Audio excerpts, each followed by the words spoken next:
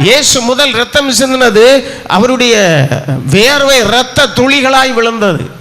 அவ்வளவு ஜெபம். நீ தேவ சமூகத்தில் மனம் கசந்து நீ வியாகுலத்தோடு ஜெபிக்கும் போது உன் கண்ணீர் விழும் பாரு, அது ரத்தம் அந்த பூமியில விழும். அதுக்கு பலன் உண்டு உனக்கு. நீங்க ஜெபிக்காம ஜெயம் எடுக்கவே முடியாது. நீங்க பரிசுத்தமா வாழாம பரலோகம் போக முடியாது. நீங்க நீதியா வாழாம நீங்க ஒரு நாளும் தேவன் பிரியப்பட மாட்டார். தேவ பிள்ளையை இதை புரிந்து கொள்ளுங்க. ஜெபம் ரொம்ப முக்கியம்.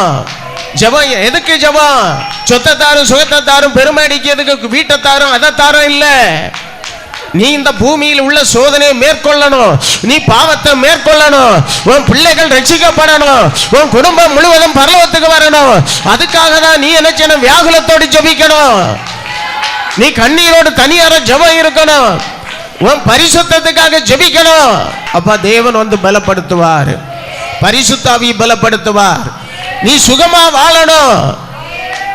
அதுக்காக ஜெபிக்கணும். நோய் வந்த பரவில்லை, குடும்பத்தை வேலி அடைச்சு காப்பதற்காக, போக்குவரவு ஆசீர்வாதமா இருப்பதற்காக ஜெபிக்கணும். அல்லேலூயா.